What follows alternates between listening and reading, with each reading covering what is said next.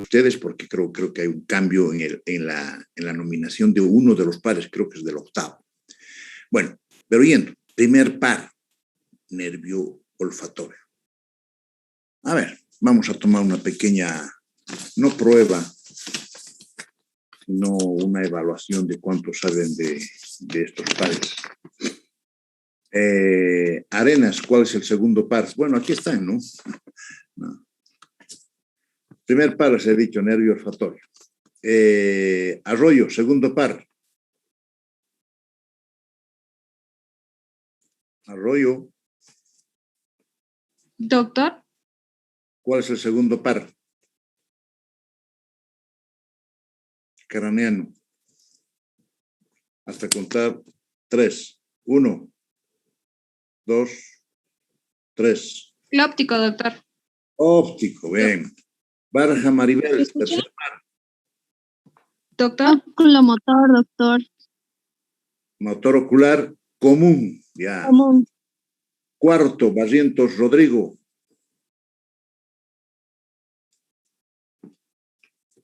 Uno. Troclear, doctor. Cuarto par. Troclear, le dije. O nervio patético. Ya. Berríos Keiklin, quinto. Quinto par. Trigémino, doctor. Eso. Bueno, Bocanegra no está. Bravo, sexto par. El abducen, doctor. Ese es el término que les digo ya moderno, ¿no? Nosotros conocíamos como el motor ocular externo. Bien. María Fernanda, séptimo. Facial, doctor. Eso, ese es uno de los más importantes que vamos a estudiar, sin dejar de estudiar los otros. Mirieli, octavo.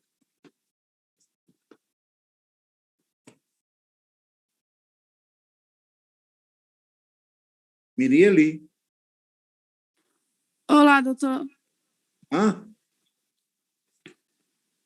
Octavo par. Perdón, no me acuerdo. ¿Cómo no te vas a acordar? Pues Mirieli. ¿Quién ha sido tu docente de anatomía? ¿Quién ha sido? De teoría es el doctor Cueto. Oscar Cueto. Sería el nervio acústico. Claro que sí, acústico, ya. Castro Dalia, noveno. Glosofaringeo. Castro Matías, décimo. El vago, doctor. Eso. Choque Margarita, décimo primero. El nervio accesorio, doctor. O llamado también espinal, más conocido por espinal. Coronado Karen, décimo segundo. El hipogloso. Hipogloso mayor, ese es el nombre correcto. Bueno, entonces,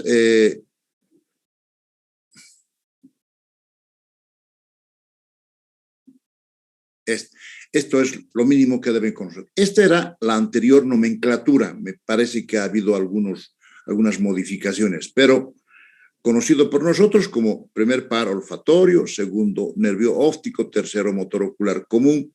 Aquí dice motor ocular nomás, nosotros conocemos como motor ocular común. Cuarto patético, quinto trigémino, sexto motor ocular externo, séptimo facial, octavo nervio acústico, el noveno glosofaringeo, nervio vago, el décimo, nervio espinal o accesorio que llaman ustedes el décimo primero, y el nervio hipogloso mayor, el décimo segundo par. Nosotros le vamos a poner un énfasis, vamos a estudiar los 12 pares y cómo se exploran, pero por supuesto que hay algunos que son, ¿qué les digo?, que los hemos estudiado de alguna manera, por ejemplo, el nervio olfatorio, el de la sensación olfativa, ¿no es cierto? El nervio óptico con sus 4 tipos de evaluación, 4 aspectos: agudeza visual, discriminación de los colores, fondo de ojo y bueno, y campo visual. Esas son las 4 evaluaciones que se hacen en el nervio óptico. Hemos estudiado la evaluación de la agudeza visual con la carta de Snellen. El motor ocular común, el patético y el motor ocular externo se evalúan en bloque, por así decirles, con unas maniobras que les vamos a enseñar. El trigémino igualmente vamos a ver, es el músculo de la masticación propiamente en la rama motora que tiene. Son 3 ramas, ¿no es cierto? Rama oftálmica, rama del maxilar superior y rama del maxilar inferior. Entonces vamos a ver cuáles son los músculos masticadores. Sería fuera de lugar que no sepan mis alumnos de 3er año, sería fuera de lugar.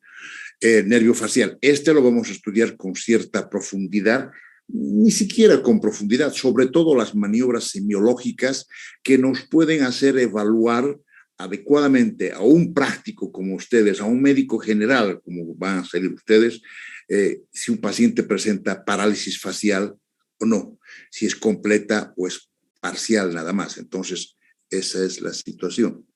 No sé si se está grabando la... se está grabando. Se está grabando. Bueno. Les comento, jóvenes, que estoy haciendo clase desde Cochabamba, desde la cálida tierra, bueno, no tan cálida, ¿no? Es una tierra linda, Cochabamba. Estoy haciendo las clases desde ayer y esta semana. Me imagino que ojalá pudiésemos concluir esta semana los estudios a los que ha venido mi señora, y les voy a comentar cómo es el sistema actualmente de consulta aquí en Los Olivos. Es tecnología pura. La consulta es telemedicina, lo ve el médico y el paciente nada más. Hora en punto. Se retrasó ayer con 2 minutos. Y después todo te lo pasan a tu WhatsApp, órdenes de laboratorio, esto y aquello, y hay que ir a pagar. Sin embargo, aquí está una pequeña dificultad. Para que no salgamos, deberíamos tener la posibilidad de hacer un abono, una transferencia por tarjeta, ¿no es cierto? Parece que no tiene tal situación. Voy a preguntar de toda manera. Como soy tan preguntón yo, bueno, voy a intentar preguntar que se podría hacer de toda manera. Entonces, así el paciente solamente va al estudio y a programarse, ¿no es cierto? Bueno, ya programado, muchas veces necesitamos el protocolo para la preparación de la paciente, si va a ser endoscopía alta, baja, etc. Ya les voy a explicar en su momento. Bueno, interesante, les digo, interesante. Y por eso les decía, estoy haciendo mi clase, por si acaso, por problemas de salud de mi esposa, que tenía que hacerse controles cada 2 años, y bueno, estamos viniendo de 3, creo, para su control.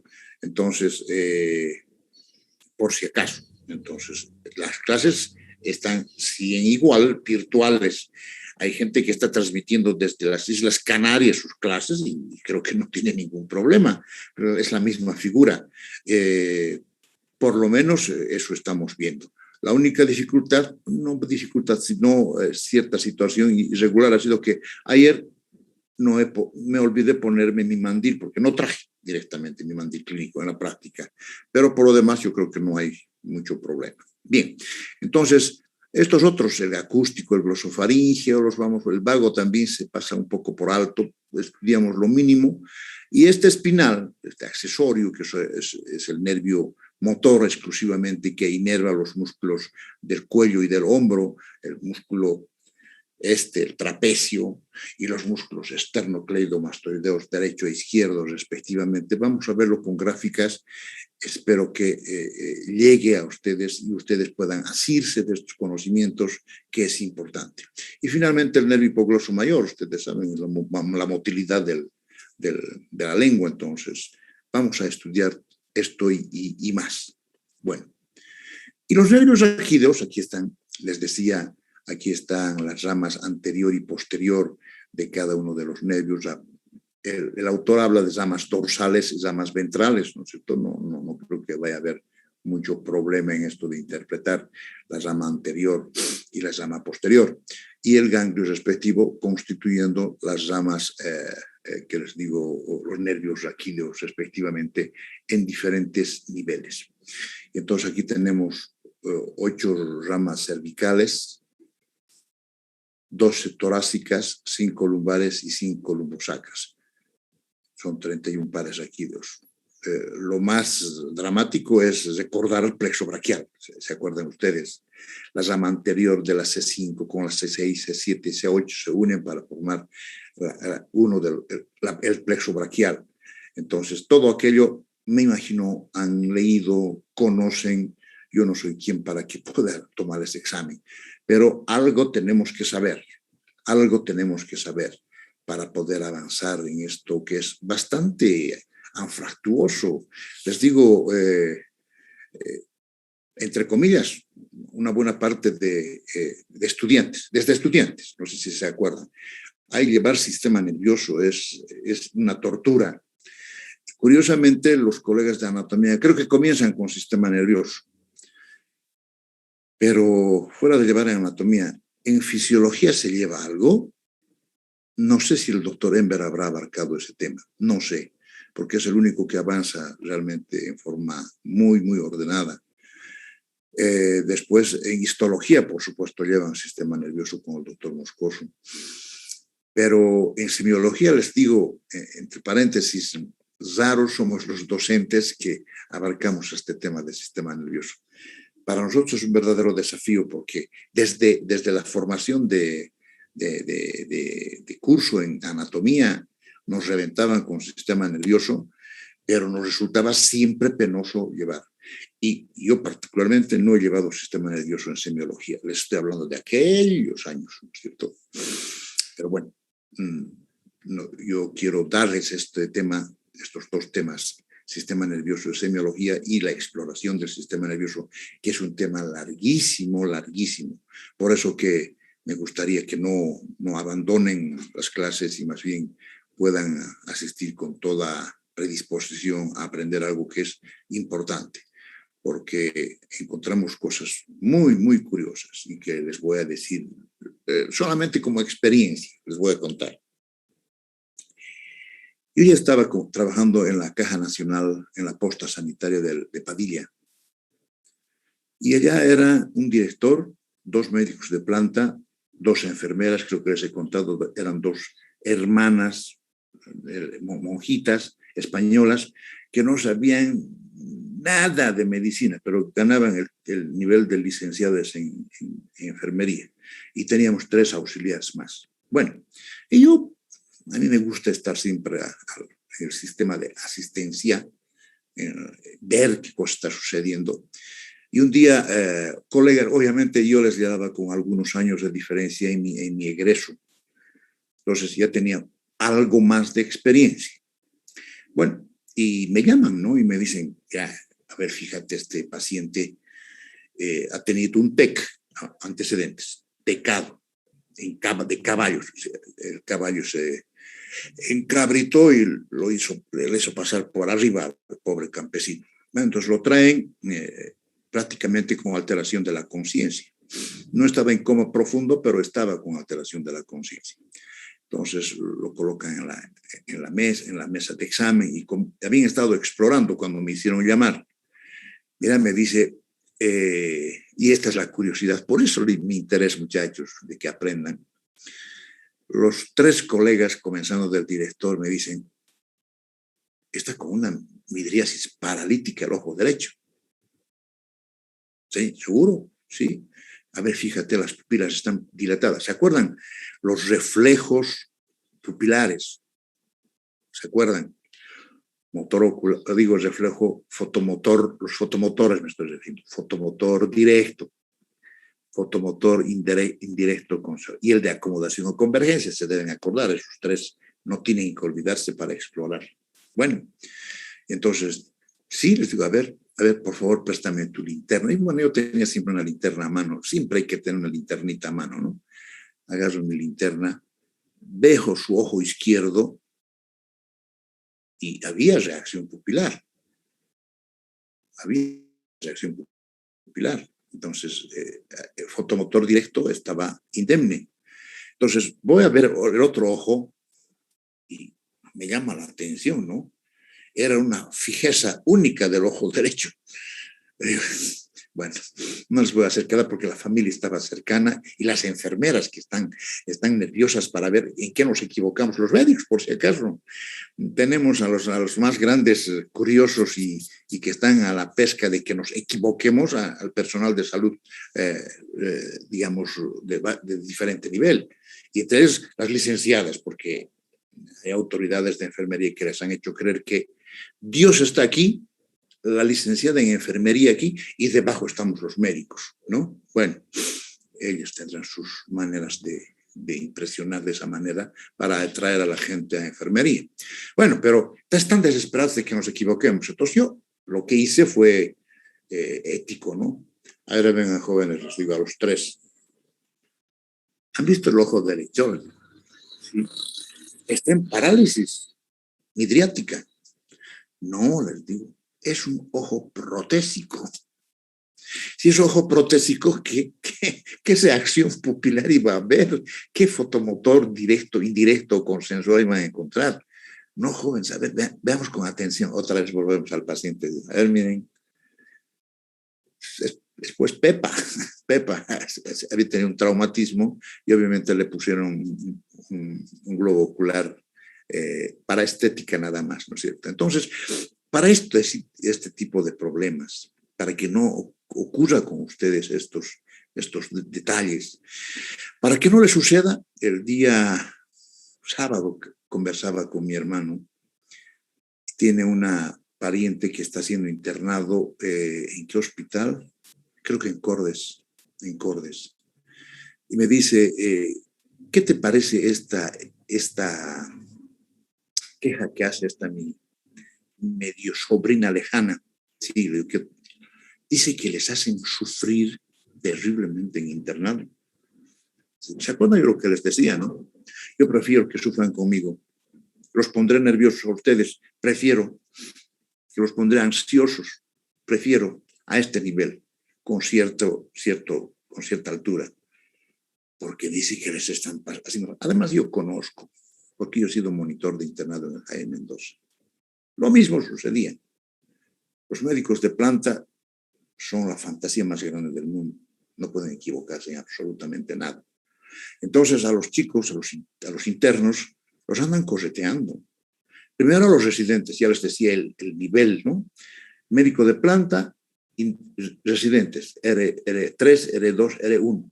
Pero al que le agarran de sus cabellos es el R3, el R3 al R2, el R2 al R1. ¿Y con quién se desfogan, discúlpenme el término, los R1, los residentes de primero? Con los internos, pero desde arriba, desde el jefe de servicio.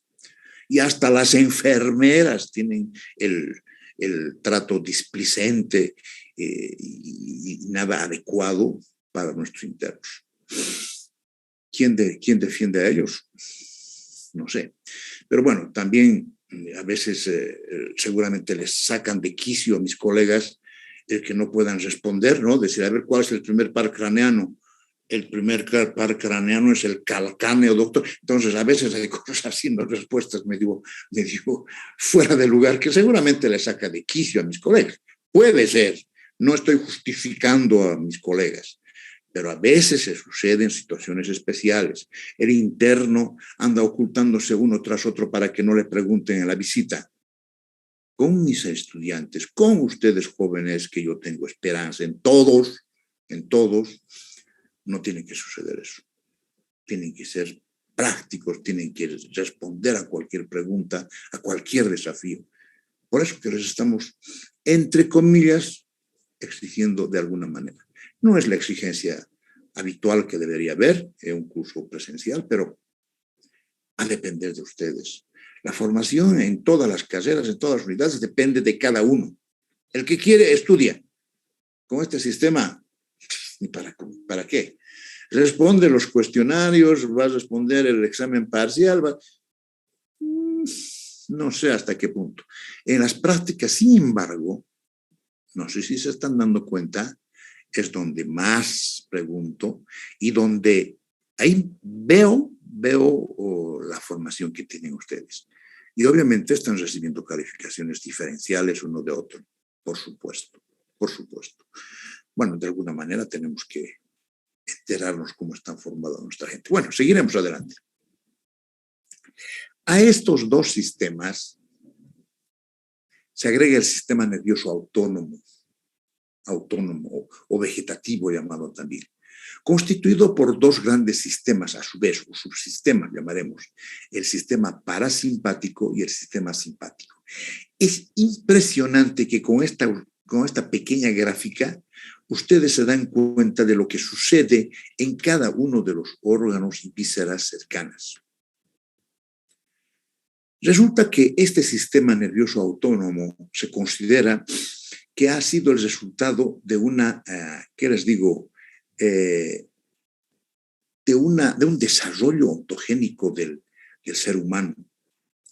No nos olvidemos que el cavernario, me estoy refiriendo al cavernario, al hombre de Neandertal o todos ellos que en nuestro pasado, vivieron en una situación realmente de angustia permanente, ¿no es cierto? Por supuesto que eran polígamos, tenían 3, 4, 5 esposas o parejas y obviamente seguramente 20 niños. Vivían en las cavernas y tenían que estar, se dice así, ¿no?, con uno de los ojos cerrados durmiendo y con el otro abierto. Porque en las primeras nomás que tenían la posibilidad, el otro cavernario vecino se la llevaba a la esposa. Entonces tenían que cuidarse, porque de lo contrario les salían pues cuernos, ¿no es cierto?, las protuberancias frontales exteriores. Bueno, por un lado. Y por otro lado, la naturaleza que estaba, una naturaleza salvaje, una naturaleza que iba a devorar a toda su familia, a él y toda su familia. Entonces, tenía que cuidarse de animales, ¿no es cierto?, de los dinosaurios, leones, qué sé yo, de tantos bichos. Entonces, se dice que el sistema simpático era el de alerta, es el de alerta. Entonces, ante cualquier agresión, ante cualquier acercamiento de una persona a nosotros, por ejemplo, ¿qué sucede? Nuestro sistema de defensa, el sistema simpático que descarga adrenalina, va a ocasionar todos estos que están en el lado derecho, todas estas reacciones, llamamos. Se dilata la pupila, claro, para ver mejor, Se seca mi boca. Resulta que se relajan los bronquios, como un estado de alerta y como un estado para poder atacar. Se acelera por la adrenalina, se acelera el pulso, el latido cardíaco, se hace taquicárdico el paciente. Obviamente, ¿para qué vamos a tener que activar nuestra digestión, no es cierto? No, quizá nos llame al baño por temor o miedo. Se libera glucosa para estar activo y listo para poder pelear. Secreción de adrenalina, como dice, se relaja la vejiga y se contrae el recto. Medio curioso, ¿no? Bueno, tampoco se va uno a defecar en ese momento. Entonces, todo lo contrario de lo que sucede en el lado izquierdo con el parasimpático. Este es el sistema de relajación, si ustedes ven. Se contraen las pupilas, se produce una miosis, aquí midriasis, salivea el individuo, se reduce el latido cardíaco, no tiene por qué acelerarse, más bien tenemos que estar en reposo. Se contraen los bronquios, al revés que del otro, se estimula la actividad digestiva, todo ello, y obviamente incluso puede darme ganas de ir al baño, ¿no?, porque puedo exonerar. Entonces, si ustedes notan, haciendo un parangón acá, este sistema simpático es un sistema de alerta y el lado izquierdo, el parasimpático, es un sistema de relajación, de reposo prácticamente. Bien.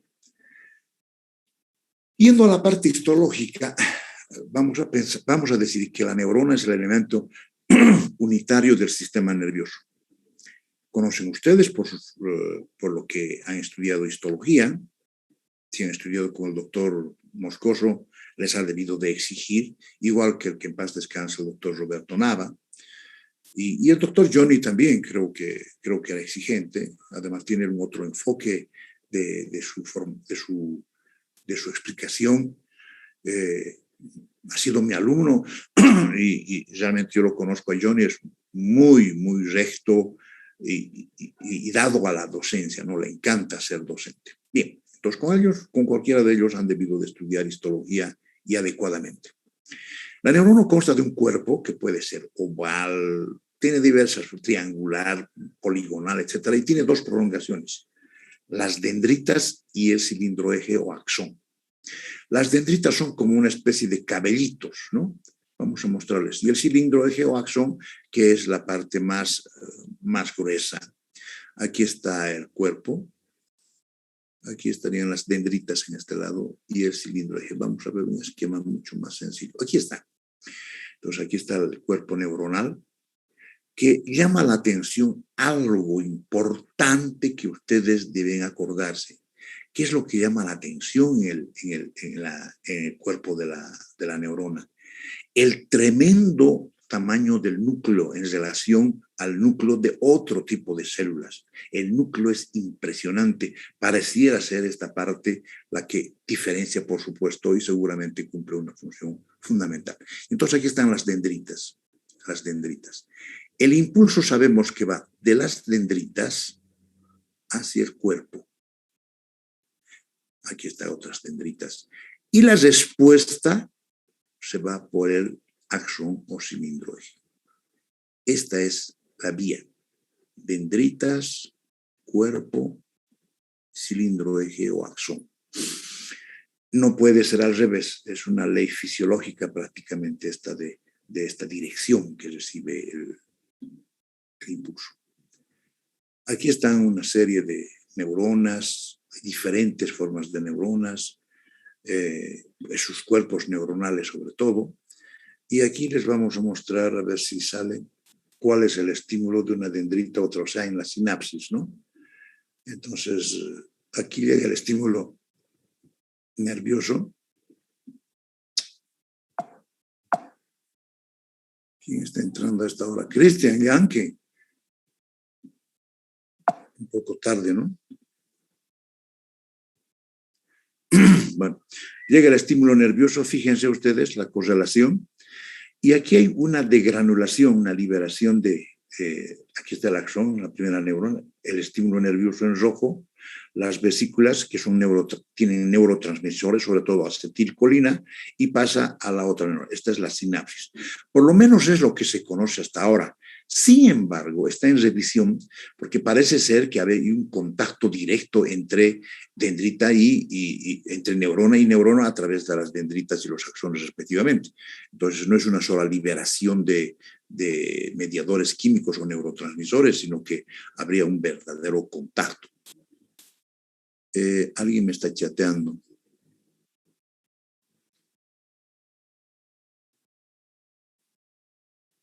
No hay problema, Cristian, no hay problema, no hay inconveniente, no hay problema.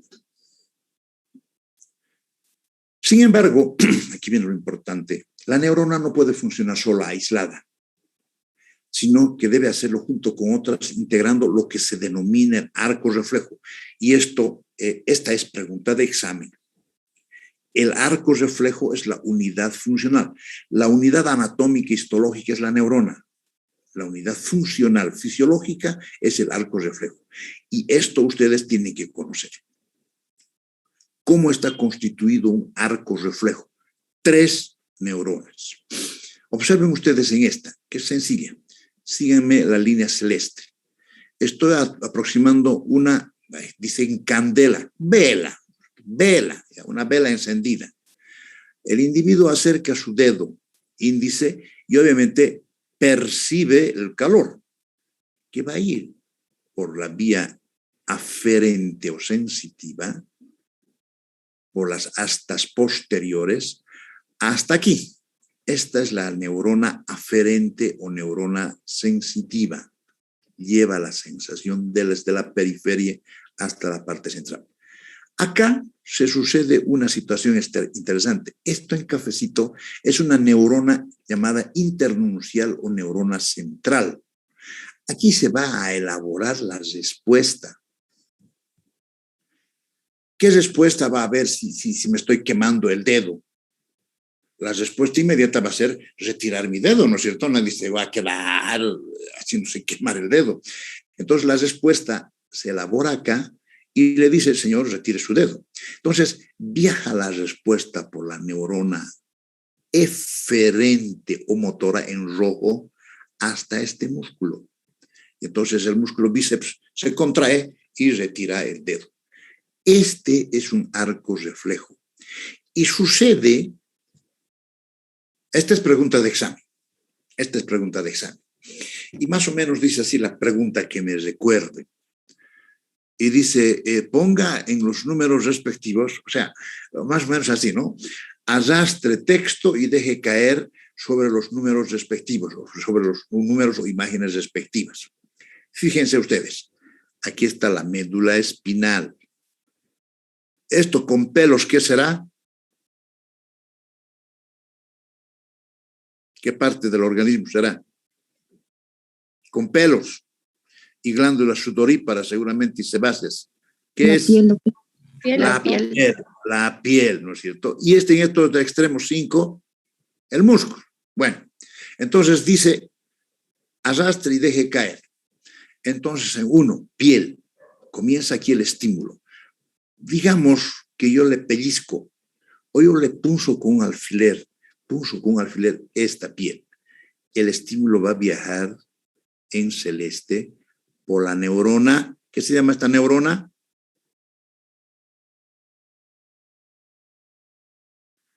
Aferente. O sensitiva. Bien. Llega acá a la médula, entra por el cuerno posterior de la médula. ¿Se acuerdan? Cuerno posterior y cuerno anterior. Se deben acordar. Bueno, entra por el cuerno posterior.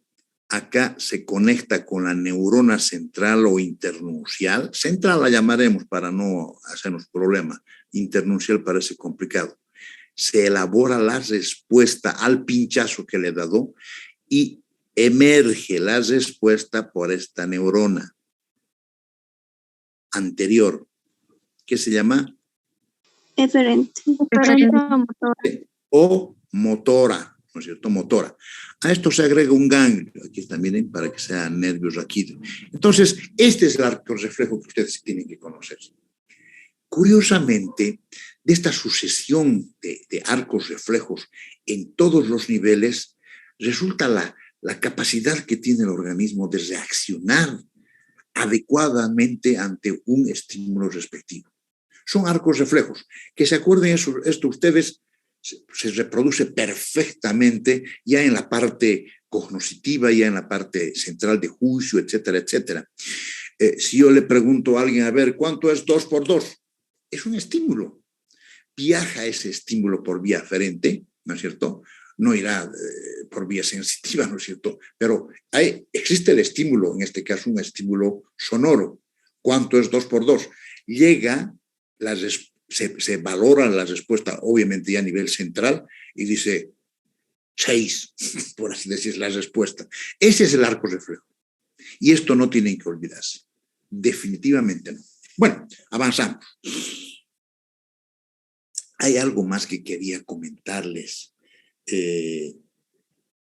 ¿Dónde está?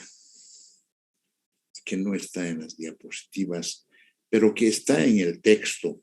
Algo que son 2 leyes fisiológicas que ustedes tienen que conocer sí o sí en lo que se llama a las neuronas. ¿Qué se llama esto? La reactividad y la excitabilidad. Son dos reglas que, discúlpeme, no está en la diapositiva, pero está en el texto. Entonces, seguramente se me fue la mano para no poder traspasar. A ver, léemelo, por favor. Eso, ¿ya? La excitabilidad, ¿ya? ¿A qué se refiere una de otra?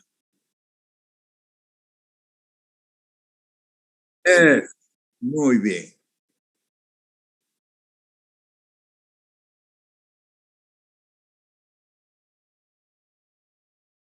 Eso es. Esa es la parte importante de la fisiología. Excitabilidad y conductibilidad. Estos son dos principios básicos fisiológicos de las fibras nerviosas. Bien. Pasamos. Me place, no sé quién ha hablado, Villalba, Arroyo, Patti, o digo Paulita o Fabiana. ¿Quién? Catarina Ventura. Bueno, lo que quiere decir que están siguiendo el texto. Me parece excelente, Háganlo, no hay problema. Porque en definitiva, si ustedes ven, lo que hago yo no es leer como si estuviese karaoke, ¿no es cierto? Sino son mis impresiones, mis experiencias, mis vivencias como médico y como estudiante que he tenido, por supuesto, hace varios años. Entonces, eso no está plasmado en el texto. Y hay cosas que, bueno, a veces se me pasa porque no he puesto en la diapositiva, que la voy a tener que poner. Nociones patológicas. El sistema nervioso puede enfermar básicamente, y aquí está falta una A, por ejemplo, las principales enfermedades son, puede haber inflamaciones, la enfermedad cerebrovascular, traumatismos encefalocraneanos o TECs, que se llaman tumores, lesiones medulares y lesiones degenerativas.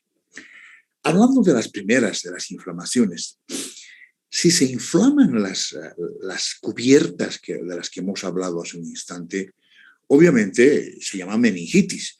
Y las meningitis son enfermedades serias. La meningitis es una enfermedad seria que puede atacar desde la infancia hasta la vejez incluso. Y pueden ser varios gérmenes, bacterias, virus, hongos, etc. Entonces, hoy por hoy, sobre todo el meningococo es una enfermedad seriamente determinada y en su diagnóstico tenemos que ser lo más prontos posibles. Y la encefalitis es la inflamación aguda del sistema nervioso central. Entonces, ya vamos a ir haciendo vamos a hacer discriminación de cada una de estas enfermedades. Van a ver cómo se puede cubrir de pus las meninges. Es impresionante, y aparece una capa blanquecina que es pus, blanco amarillento. La enfermedad cerebrovascular, esta es una de las enfermedades más frecuentes. Se dice en la parte occidental, creo que tenemos una gráfica que les voy a mostrar, de la prevalencia de las enfermedades cerebrovasculares. Y vamos a hacer una corrección en lo que se llama a los tipos de enfermedad cerebrovascular. Habla el texto de una insuficiencia vascular, de trombosis y finalmente de infarto o de hemorragia, creo. Hoy por hoy, las enfermedades cerebrovasculares se diferencian en dos grandes grupos: isquémicos y hemorrágicos, nada más. Isquémicos y hemorrágicos. Isquémicos, disminución de flujo. Y hemorrágicos, obviamente, la salida de sangre de uno de los vasos arteriales en el cerebro. Los traumatismos encefalocraneanos son a la orden del día. Desde un cocachazo que le doy al estudiante, o nos daban en la escuela allá por aquellos años, ahora no hay caso ni siquiera de mirarle mal al estudiante, ¿no? Entonces utilizaban unas varillas que se llamaban pointers. Había un profesor de francés en el colegio Junín. Nos hacía vibrar nuestra cabeza. Es un traumatismo encefalocraneano. El entrar y golpearme la cabeza en el taxi es un traumatismo encefalocraneano, jóvenes. Entonces comprenderán que esos traumatismos que se dan en el fútbol americano, y han debido ver incluso alguna película con uno de estos morenos de moda que hace un seguimiento, ¿no? Era un africano que hace un seguimiento como médico de trabajo, por así decirles, y los traumatismos que habían recibido los jugadores de fútbol americano, y que acababan muchas veces con el suicidio de ellos o con tumores, en fin, procesos serios. En el fútbol se ve, están viendo ustedes, van a cabecear y a veces no cabecean la pelota, sino cabecean sus cabezas, entre cabezas. Los tumores, está a la orden del día. Las lesiones medulares, y hoy por hoy, por lo que se ha ido prolongando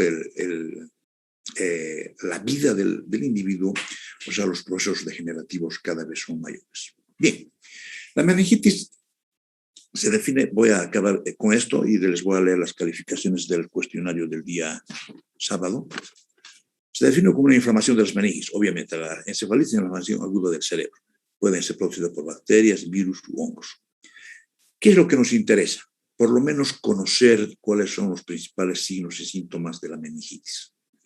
La fiebre, cefalea, no se olviden de la cefalea, crisis convulsivas, vómitos, muchas veces en escopeta, sin náuseas, puede haber alteración del nivel de la conciencia, y estos signos que son obviamente conocidos, la rigidez del cuello o rigidez de la espalda, Kernig y Brusinski, ¿no es cierto?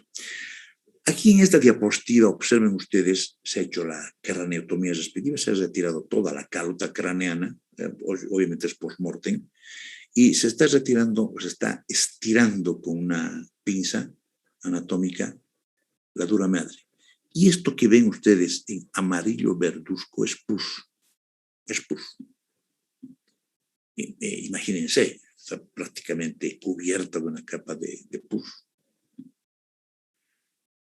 Entonces, para los que yo sé que varios conocen, a ver, tradúzcanme por favor de esta gráfica. ¿Quién me traduce? Normal brain. Vamos. Alguien Cerebro que me... normal, doctor. Ya, esto, dura madre, ¿no? Skull. ¿Qué será skull? Cráneo. Cráneo, doctor. Ya, esto. Spinal cord. Spinal cord. Cordón espinal. Médula. Médula espinal. Entonces, anatomía normal del cerebro y de la médula espinal, ¿no es cierto? Y acá, ¿qué dice acá? Advanced Bacterial Meningitis. O sea, mi inglés parece inglés de Idi Amin Dada, ¿no es cierto?, del africano, con todo el respeto. Pero bueno, en cambio yo sé que hay varios muchachos y muchachas en el curso que están haciendo muy buen inglés, lo cual realmente es una belleza, es realmente fabuloso que hagan inglés. ¿Qué dirá aquí? Advanced Bacterial Meningitis. Meningitis bacteriana avanzada. Eso. Esa voz ha sido de Aníbal, ¿sí? ¿Me equivoco? Sí, doctor. Eso. Bueno, seguimos. Spinal cord infected with bacterial meningitis, ¿no? ¿Otro? Médula espinal infectada con meningitis bacteriana. Eso. Y aquí, brain and spinal cord with bacteria. Bueno, eso ya está confirmado. Entonces, esto también está en inglés. A ver, ¿qué será esto? Y con estos monitos. Severe headache. Dolor de cabeza severo. Severo. Stiff neck. Stiff neck. Neck. Cuello. En el cuello. Rígido. Rigidez del cuello. Dislike of bright lights. Fotofobia sería, doctor. Fotofobia, el término correcto sería aversión a las luces fuertes, ¿no? Fotofobia. Fever and vomiting. Vamos. Fiebre y vómito. Drowsy and less responsive vacant. Drowsy. O sea, somnolencia, ¿no? Y menos respuesta. Y finalmente, rash develops anywhere on body. O sea, manchas, no máculas, rash. Bueno, no es una clase de inglés. Signo de Kernig, ¿se acuerdan ustedes? Se levanta la rodillita y, curiosamente, la rodilla contralateral también se flexiona. Kernig. Y en el Brusinski, pacientito en decúbito dorsal, se flexiona la cabecita, para decir la columna cervical, y curiosamente se flexionan las rodillas porque existe rigidez de cuello. Aquí está un niño en estado con alteración de la conciencia, somnoliento, obnubilado o estupuroso, hasta puede llegar al coma. ¿Y qué actitud es esta? La hiperextensión del paciente en decúbito lateral derecho izquierdo, flexión de las caderas, la hiperextensión del cuello. ¿Qué se llama esta actitud? Posición en gatillo de fusil. Eso, grande, Bedia, grande. Muy bien. Bien. Ahí lo vamos a dejar en enfermedad cerebrovascular. Entonces voy a dejar de compartir y quiero verlos. Rápidamente voy a decirles sus calificaciones, porque ya tienen la posibilidad de poder promediar, porque hasta el sábado ha sido el último cuestionario. No van a haber más cuestionarios. Bueno, porque el doctor Arancibia también ya se ha cansado de elaborar cuestionarios. Les leo.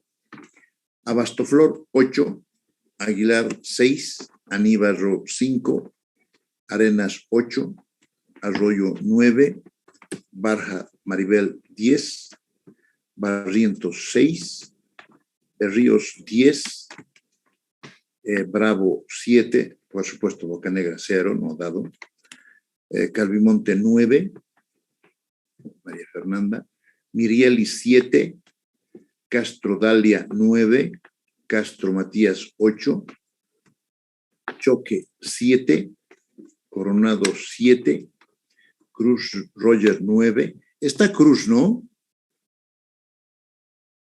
Presente, doctor. De Aquino 8, 10 de Medina 8, Estrada 0. Hay un problema con los que han entrado a dar unos cuestionarios y otros no. Se va a promediar.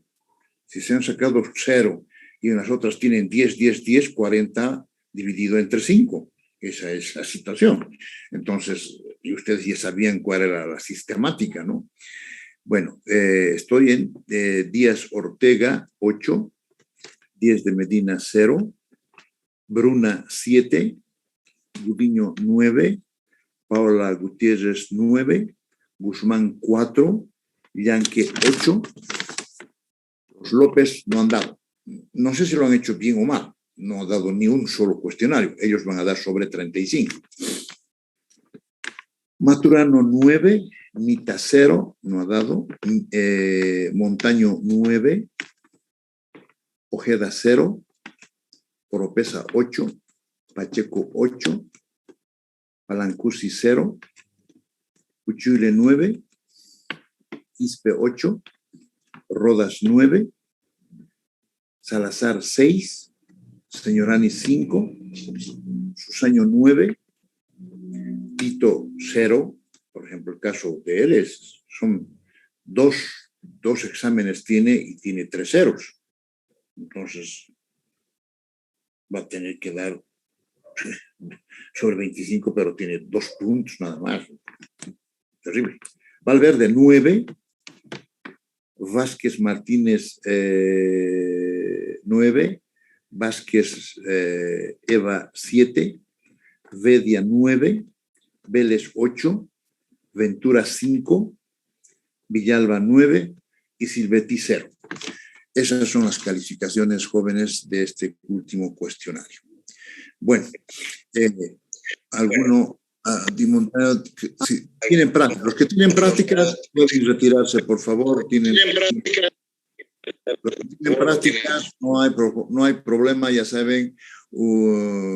Aquí me dice Ojeda, sí, te lo voy a revisar en el acto, no